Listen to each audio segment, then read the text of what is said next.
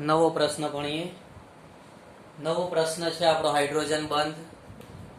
Hydrogen બંધ વિશે ભણીએ. પ્રશ્ન સહેલો નથી, કારણ કે એ બહુ સહેલો છે. બરાબર. તો પ્રશ્ન એકદમ ઈઝી પ્રશ્ન છે. ધારો કે કોઈ એક અણુ હોય, એમાં હાઇડ્રોજન હોય. આ હાઇડ્રોજન એ નાઇટ્રોજન, ઓક્સિજન, ફ્લોરિન આ બધા તત્વો સાથે એક આકર્ષણ બળથી જોડાતો હોય છે. એક અણુ હોય એનો હાઇડ્રોજન એ વધુ વિદ્યુત ઋણતા ધરાવતા જે તત્વો છે, નાઇટ્રોજન, ઓક્સિજન, ફ્લોરિન આ બધા જે ખરા એ વધુ વિદ્યુત ઋણતા ધરાવતા તત્વો છે, એની સાથે એક આકર્ષણ બળ દ્વારા જોડાય છે, જેને આપણે હાઇડ્રોજન બંધ કહીએ છીએ. ઓકે. એટલે એક અણુમાં રહેલ હાઇડ્રોજન એ બીજો જે અણુ હોય એમાં નાઇટ્રોજન, ઓક્સિજન કે ફ્લોરિન, તો એ પ્રકારના જે વિદ્યુત ઋણતા ધરાવતા જે તત્વો છે, જેની વિદ્યુત ઋણતા વધારે છે, તેની સાથે એ જોડાશે, જેને આપણે હાઇડ્રોજન બંધ કહીએ છીએ. દાખલા તરીકે આપણે એક્ઝામ્પલ લઈએ. HF. તો HF માં શું થાય? તો ફ્લોરિન ઉપર આંશિક ઋણ વીજભાર આવશે, કારણ કે ફ્લોરિનની વિદ્યુત ઋણતા વધારે છે. હાઇડ્રોજન ઉપર આંશિક ધન વીજભાર આવશે, કારણ કે એની વિદ્યુત ઋણતા ઓછી છે. બરાબર. તો આ જે બંધના ઇલેક્ટ્રોન હોય ફ્લોરિન તરફ આકર્ષાયેલા રહેતા હોય, એટલે ફ્લોરિન ઉપર આંશિક ઋણ વીજભાર આવશે. ઓકે. હવે આ HF નો એક અણુ થઈ ગયો. ધારો કે HF નો બીજો અણુ છે અહીંયા. તો HF નો જે બીજો અણુ હોય એમાં તમે જોઈ શકો છો કે એક F ઉપર જે ડેલ્ટા માઇનસ એ બાજુના હાઇડ્રોજન સાથે એક આકર્ષણ બળથી જોડાશે. આ જે ફ્લોરિન છે આ હાઇડ્રોજન સાથે આકર્ષણ બળથી જોડાય છે, જેના આપણે હાઇડ્રોજન બંધ કહીએ છીએ. ઓકે. તો આ રીતે હાઇડ્રોજન બંધની રચના થતી હોય છે. ધારો કે પાણીની વાત કરીએ. પાણી જે ખરું, ઓકે, તેમાં પણ આ રીતે હાઇડ્રોજન બંધ રચાશે. પાણી છે એમાં પણ હાઇડ્રોજન બંધની રચના થતી હોય. ધારો કે આ પાણીનો બીજો અણુ છે, આ પાણીનો એક અણુ છે, આ પાણીનો બીજો અણુ છે. તો આનો જે ઓક્સિજન છે એ ઓક્સિજન ઉપર ડેલ્ટા માઇનસ ઋણ વીજભાર હોય, હાઇડ્રોજન ઉપર ડેલ્ટા પ્લસ ધન વીજભાર હોય. કોઈક વખત અહીંયા 2 ડેલ્ટા માઇનસ લખેલું હોય છે. બરાબર. કોઈક વાર 2 ડેલ્ટા માઇનસ લખ્યું હોય, કોઈક વાર 3 ડેલ્ટા માઇનસ લખેલું હોય. તો ડેલ્ટા એટલે કોઈ કિંમત છે. ડેલ્ટા એટલે કોઈ કિંમત કહેવાય. 0.1, 0.2, 0.5, 0.7 એ કોઈ વેલ્યુ છે. બરાબર. તો આ રીતે H ઉપર ડેલ્ટા પ્લસ અને ઓક્સિજન ઉપર ડેલ્ટા માઇનસ વીજભાર આવશે. તેમની વચ્ચે આકર્ષણ થશે. તમે જોઈ શકો છો કે આનો ઓક્સિજન છે હાઇડ્રોજન સાથે એક આકર્ષણ બળથી જોડાય છે, જેના આપણે હાઇડ્રોજન બંધ કહીએ છીએ. એટલે એક અણુમાં રહેલ હાઇડ્રોજન એ નાઇટ્રોજન, ઓક્સિજન, ફ્લોરિન વગેરે જે વધુ વિદ્યુત ઋણતા ધરાવતા જે તત્વો હોય એની સાથે એક આકર્ષણ બળથી જોડાય. જે આકર્ષણ બળ આ રીતે આપણે તૂટક રેખા વડે દર્શાવવાનું, જેને હાઇડ્રોજન બંધ તરીકે ઓળખવામાં આવતું હોય છે.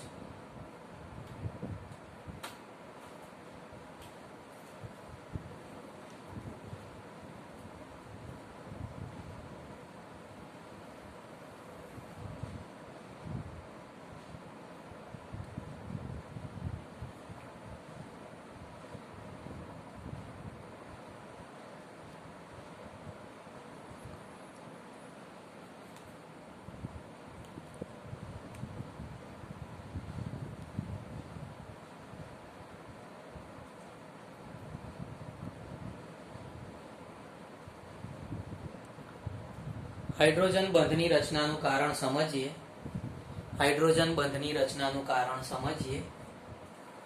તો હમણાં જ આપણે વાત કરી ગયા કે એક પરમાણુ છે હાઇડ્રોજનનો, ધારો કે એની સાથે આ બીજો કોઈ પરમાણુ છે X તરીકે બીજો કોઈ પરમાણુ છે. આપણે જાણીએ છીએ કે જે X ખરો એની વિદ્યુત ઋણતા વધારે છે. X જે ખરો એની વિદ્યુત ઋણતા કેવી છે તો કે વધુ છે. ઓકે, હવે શું થશે તો X ની વિદ્યુત ઋણતા વધારે છે એટલે જે બંધ છે બંધના ઇલેક્ટ્રોન X તરફ આકર્ષાયેલા રહેશે. બંધના ઇલેક્ટ્રોન કોના તરફ આકર્ષાયેલા રહેશે? આ જે X ખરું એના તરફ બંધના ઇલેક્ટ્રોન આકર્ષાયેલા રહેશે. એટલે આના ઉપર ડેલ્ટા માઇનસ જેટલો આંશિક ઋણ વીજભાર ઉત્પન્ન થાય. આના ઉપર આંશિક ઋણ વીજભાર પેદા થશે અને જે હાઇડ્રોજન છે એ હાઇડ્રોજન ઉપર આંશિક ધન વીજભાર પેદા થશે. ઓકે, તો આ રીતે આંશિક ધન વીજભાર આંશિક ઋણ વીજભાર દ્વિધ્રુવીય રચના જોવા મળશે. કેવી રચના જોવા મળશે? દ્વિધ્રુવીય, બે ધ્રુવ હોય એટલે દ્વિધ્રુવીય રચના કહેવાશે.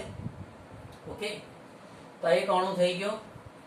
આ જે અણુ છે એ બીજા અણુ પ્રત્યે આકર્ષણ ધરાવશે કેમ કે બીજા અણુમાં પણ આ જ રીતે આંશિક ધન વીજભાર અને આંશિક ઋણ વીજભાર જોવા મળશે. તો બંને વચ્ચેનું આ જે આકર્ષણ બળ છે એ આ તૂટક રેખા વડે આપણે દર્શાવીએ છીએ, જેને હાઇડ્રોજન બંધ કહેવાય છે.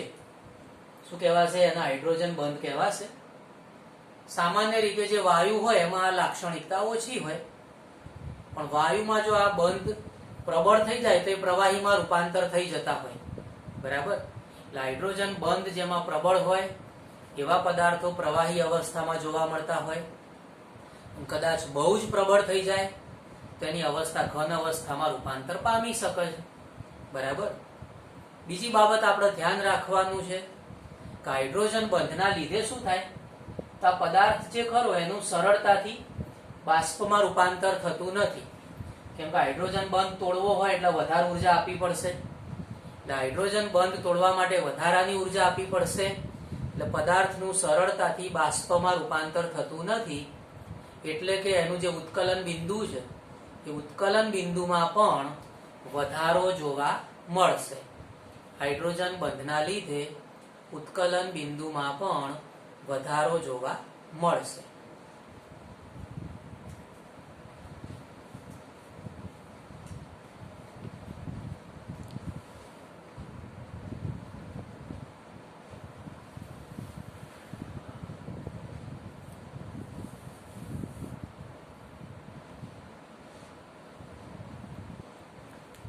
હાઇડ્રોજન બંધના પ્રકાર વિશે ભણીએ. હાઇડ્રોજન બંધના પ્રકાર. હાઇડ્રોજન બંધના આપણે જે પ્રકાર છે એમાં એક છે આંતરઆણવીય હાઇડ્રોજન બંધ. આંતરઆણવીય હાઇડ્રોજન બંધ એટલે કે અણુ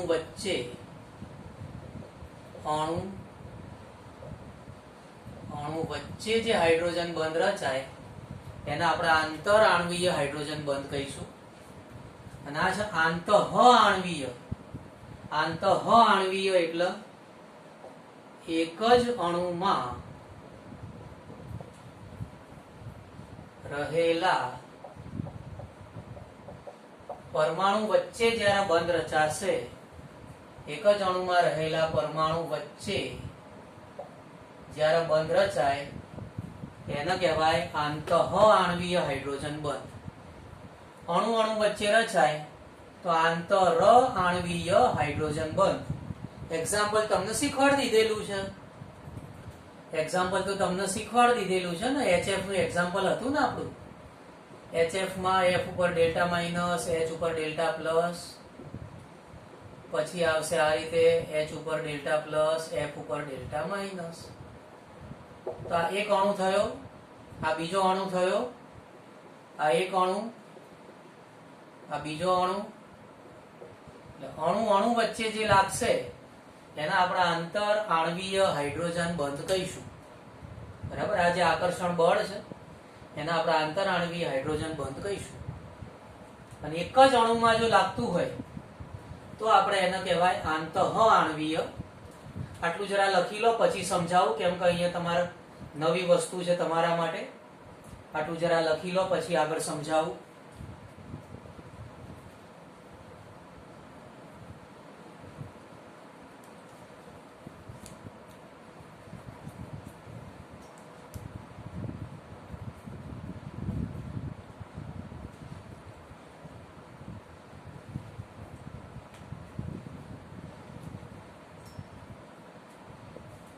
તો હવે આપણે સમજીશું આંતઃ આણ્વીય હાઇડ્રોજન બંધ.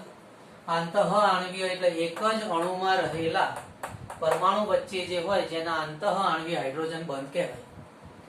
દાખલા તરીકે આપણે એક સિમ્પલ એક્ઝામ્પલ લઈએ. જો ધારો કે આ સંયોજન છે એને બેન્ઝીન કહેવાય.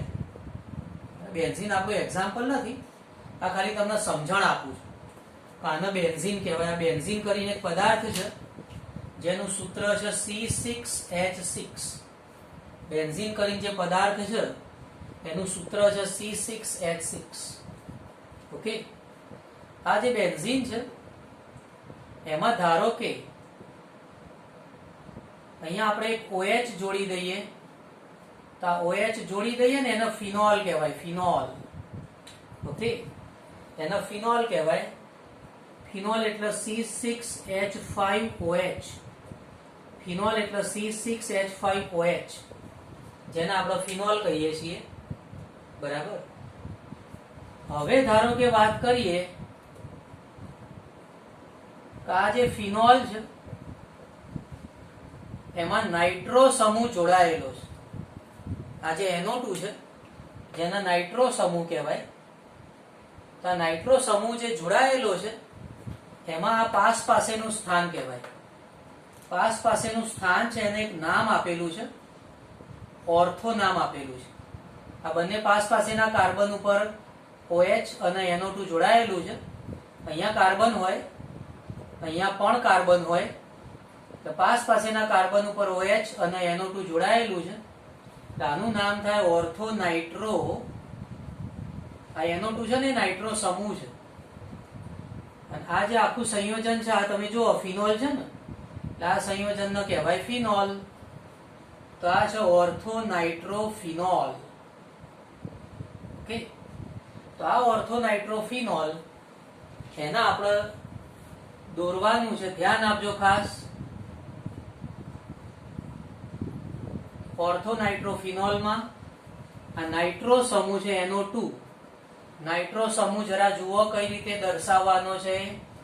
નાઇટ્રોજન જો આ બંધ કરવાનો, પછી નાઇટ્રોજન ડબલ બોન્ડ થી ઓક્સિજન, આ બાજુ સિંગલ બોન્ડ થી ઓક્સિજન. નાઇટ્રો સમૂહ કઈ રીતે દર્શાવ્યો જુઓ. જો એરોમેટિક કેન્દ્ર કહેવાય, આ બેન્ઝીન છે ને એરોમેટિક કેન્દ્ર કહેવાય. એમાં બંધ બનાવ્યો, પછી નાઇટ્રોજન લખ્યો, પછી દ્વિબંધ ઓક્સિજન, આ બાજુ એક બંધ સાથે ઓક્સિજન. તો આ નાઇટ્રો સમૂહ દર્શાયો. હવે આ OH દર્શાવીએ. OH દર્શાવીએ, O અને H. બરાબર. તો આ બંને એક જ પદાર્થ છે. ઓકે, આ બંને એક જ પદાર્થ છે, ઓર્થો નાઇટ્રો ફિનોલ. બરાબર. એમાં આ રીતે તમારે ડિઝાઇન બનાવવી પડશે. એમાં તમે જુઓ, ધ્યાન દીજેગા, એમાં તમે જુઓ કે ઓક્સિજન અને હાઇડ્રોજન વચ્ચે, ઓક્સિજન અને હાઇડ્રોજન વચ્ચે બંધ રચાય છે જેને કહેવાય આંતર આણ્વીય હાઇડ્રોજન બંધ. બરાબર. તો આ જે ખરો એ કયો ગણાશે? આંતઃ આણ્વીય હાઇડ્રોજન બંધ. એક જ અણુ છે, આ આખો એક જ અણુ કહેવાય. આ એનો એ જ અણુ છે, એક જ અણુ કહેવાય. એમાં જે બંધ રચાય એ કહેવાશે આંતઃ આણ્વીય હાઇડ્રોજન બંધ. કયો ગણાશે? આંતઃ આણ્વીય હાઇડ્રોજન બંધ. મહેસાણા બાજુ ભણવા જાઓ તો ત્યાં સાહેબો શું કે અંતઃ આણ્વીય હાઇડ્રોજન બંધ. અંતઃ આણ્વીય શું કે મહેસાણા બાજુ? અંતઃ આણ્વીય. ઓકે, આ છે આંતઃ આણ્વીય.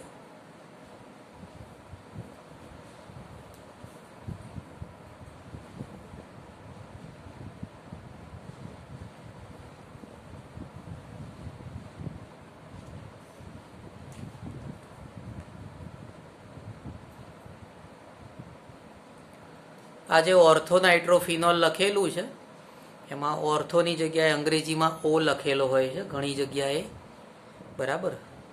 હજુ તેના વિશે બહુ ભણવાનું આવવાનું છે, પણ અત્યારે ખાલી તમારે આટલું ધ્યાન રાખવાનું કે પાસ પાસેનું જે સ્થાન હોય એને ઓર્થો સ્થાન કહેવાય, બરાબર. ઓર્થોની જગ્યાએ અંગ્રેજીમાં ઓ લખેલું હોય તો પણ એનો અર્થ ઓર્થો કરવાનો.